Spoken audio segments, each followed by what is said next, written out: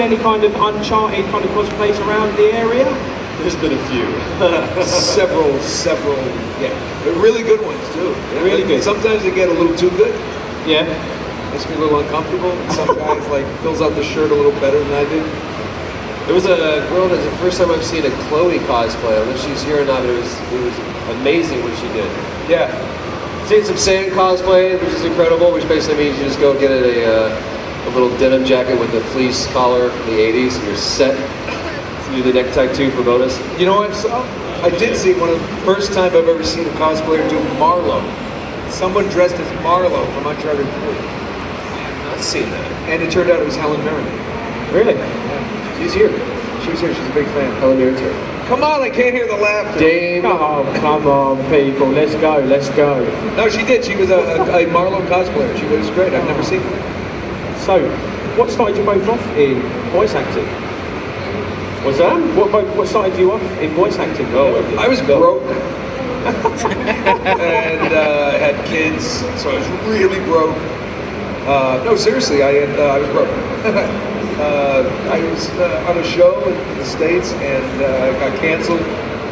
And you just start doing different episodic television. You kind of figure that's the way it is. And a guy I'd worked with recommended, he said, you're always messing around with these voices. Why don't you do voiceover?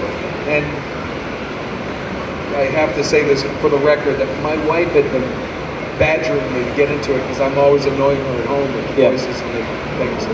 And I eventually got in touch with an agent, and they started sending me on auditions, and here we are 15, 16 years later. Wow. That's one of the things I love about this part of the industry. I mean, acting is acting is acting. It doesn't matter if you're doing it on stage, it doesn't matter if you're doing it on TV or film or games.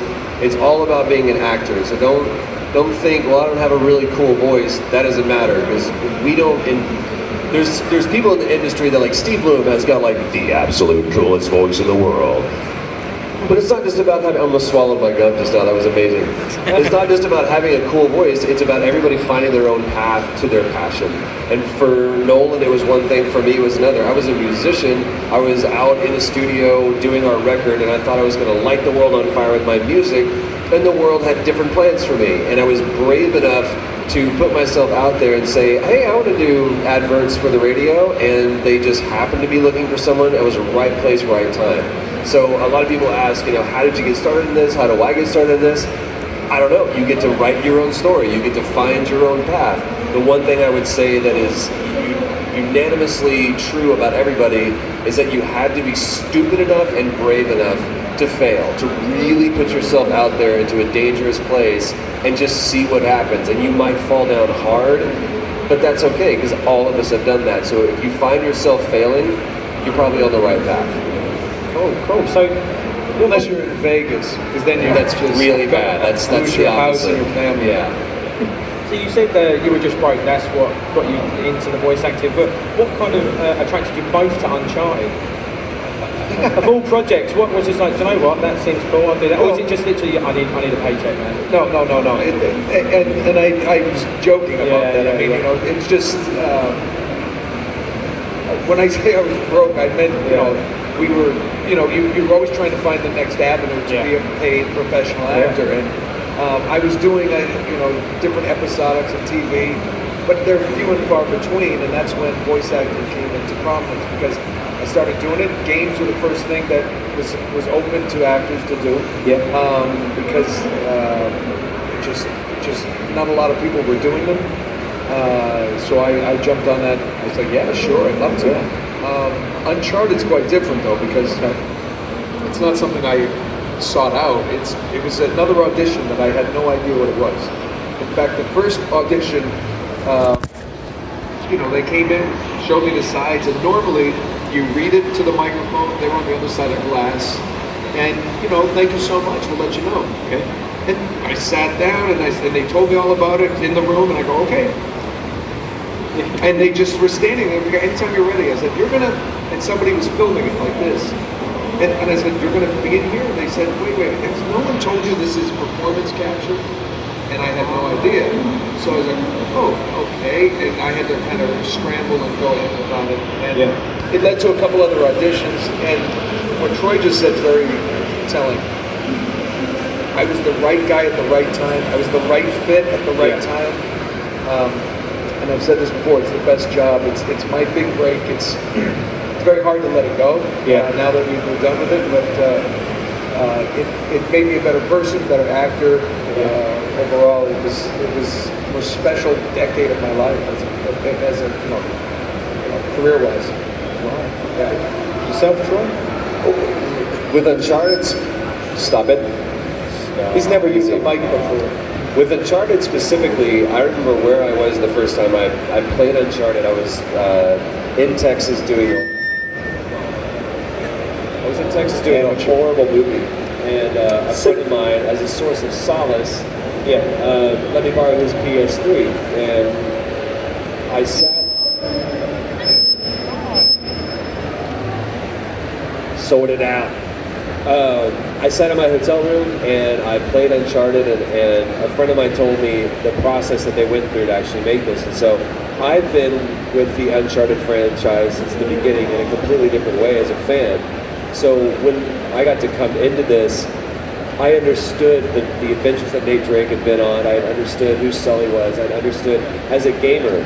So it was this really cool opportunity for me to come in as a fan and now be this new character and infuse myself into the mythos of the entire story, the entire narrative of Uncharted as the brother. And all I ever wanted to do was just be one of the guys that, falls off the cliff that Nate Drake killed. That's all I wanted to be.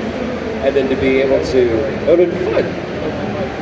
And instead to be able to be his brother, and not only the brother, the older brother, there's your acting challenge, was incredible. So for me, that's literally a dream come true, because before he and I were friends, I was a fan of his. So it's kind of that fanboy dream come true.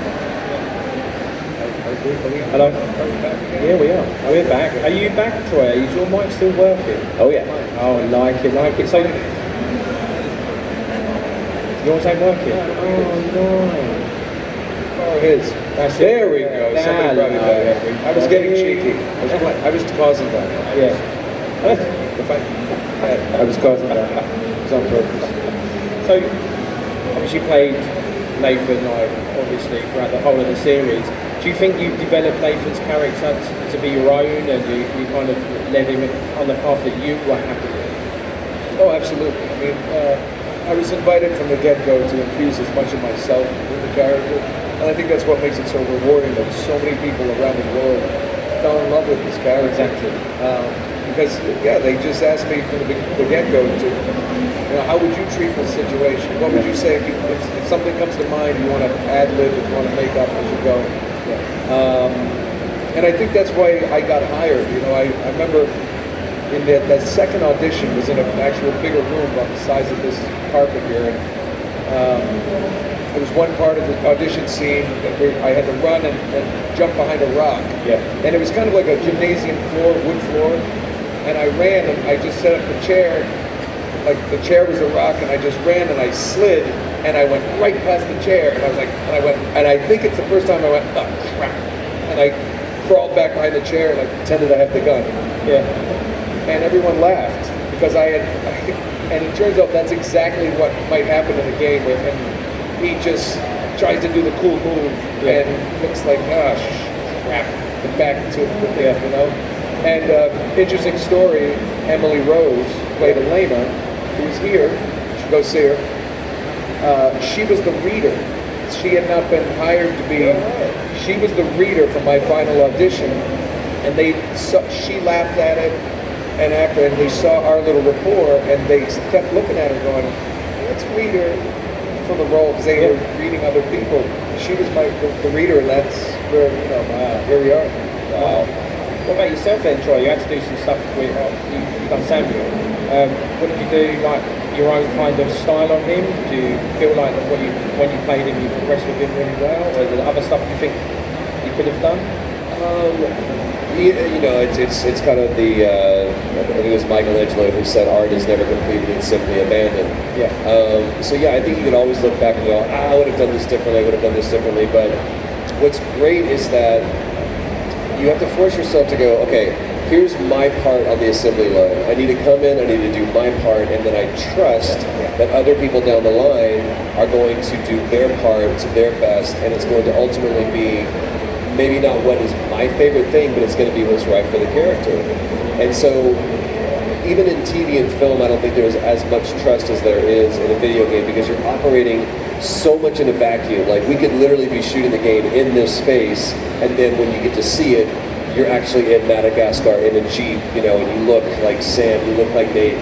So there's a lot of trust that goes into it, and I've learned to just turn that part of my brain off. Yeah. I'm in that moment with him, or with Emily, or with Richard, and we're just doing that scene, and then I get to see it as a gamer. So my acting brain turns off, and I just watch those characters. And if I disappear behind that role, then I've done my job. If I notice Troy peeking out above Sam, then I notice that I need to step back a little bit. There's a little bit of ego and arrogance that's coming out.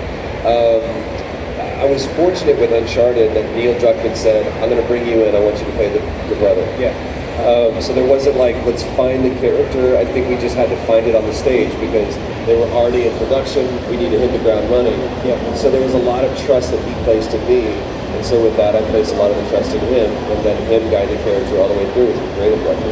And I think that's the reason that he was brought in so quickly, because Neil knew that there was a friendship here anyway. Yeah. So, like you said, we had to hit the ground running already in production, and it's like, well, you don't want to bring someone in I might not know, and then will you find that? It's like, no, there it is, just play that and say these words. Yep.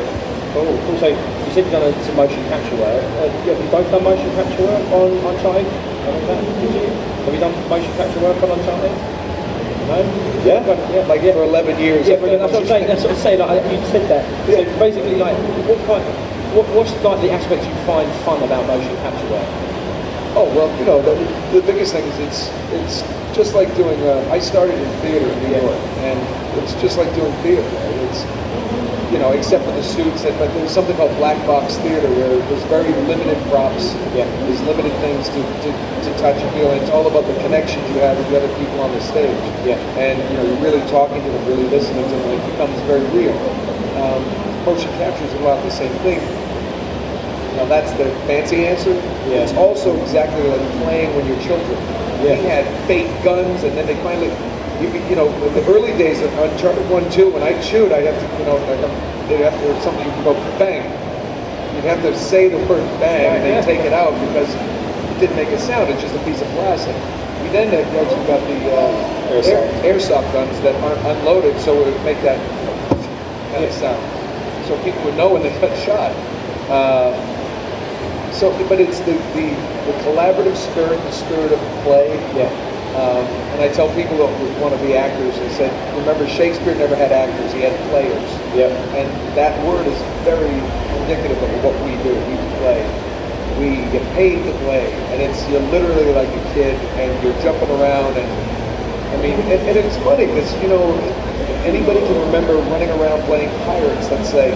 You didn't question that was your house, this is your backyard. You were just in that with your friends and chasing them with the sword or whatever game you played.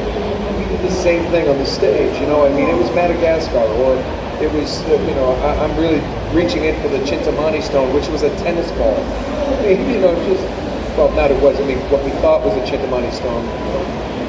Chintamani stone was much bigger. So, you know, it's funny. I mean, Richard McGonigal, Sully's cigar, famously, it was a cigar at first. And Richard's like, yeah, it would be chewy and wet inside. He's like, man, he didn't smoke. And so we got him a Sharpie. Yeah, just, kid, you know, that's what he would walk around with that. Cool. So we've got time for one more, sadly. I had quite a lot more here, but obviously we started The Last of Us, Troy, and Uncharted, both going to be made into films. When's your call going to happen? Are you both going to be in either one? And also, what are your thoughts on the film, or on the title being made into film? Specifically with The Last of Us, for me, I'm open to seeing if it can be interpreted, because I don't know if it can. One of the things that makes The Last of Us one of the reasons why it left such an indelible mark on people is you spend 20, 30, 40 hours with those characters. And how do you reduce that experience to 2 hours? I don't know if you can. I know Neil Druckmann has worked very hard to take the script and keep all the quintessential elements that makes it The Last of Us. But sometimes you have to either reduce characters or combine characters. And for me, if you lose any moment, any single moment in that game, it's not The Last of Us. Yeah. But I asked Neil once, I was like, why would you do this? He was like, because ultimately there are people that will not go out and buy a PS3 or a PS4 that will experience this game. And I believe the story's enough and the character is good enough that I want people to hear about this. I want people to know what this experience was like, even if it's just on a smaller scale. And who knows, maybe someone will watch the movie and they'll go out and actually play the game and go, holy crap, this is way bigger than what I thought it could be.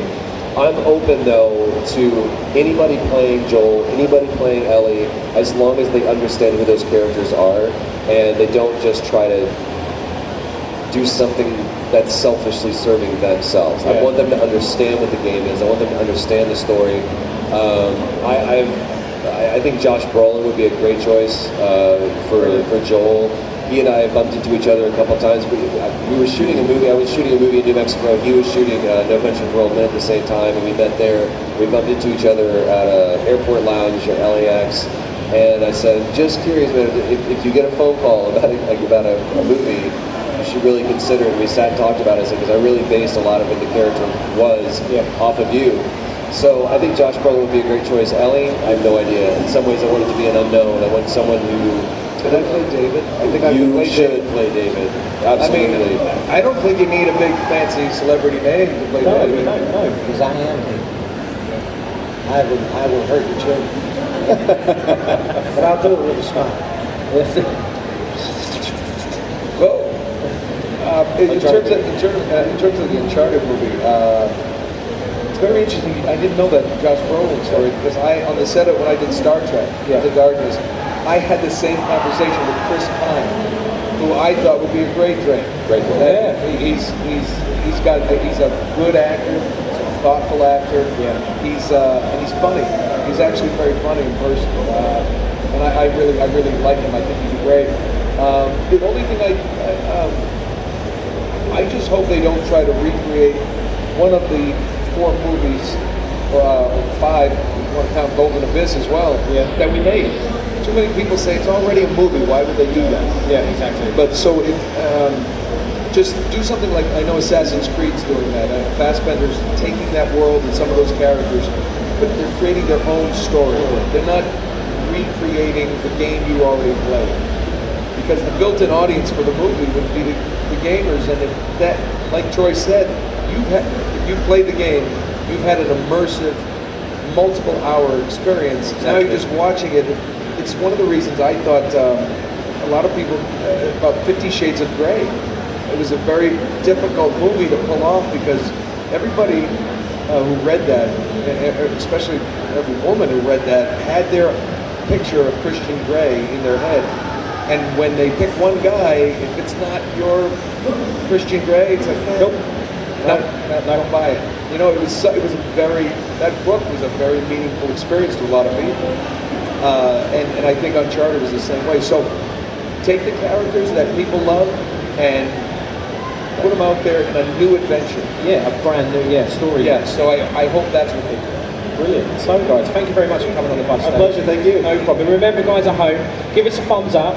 Also remember to subscribe as well, that is majorly important, so you can see these guys again, they'll be being put up later. Apart from that, thank you very much. A round of applause for Nolan. Thanks guys, our pleasure, thank you so much. Thank you very much. Cheers, see you soon.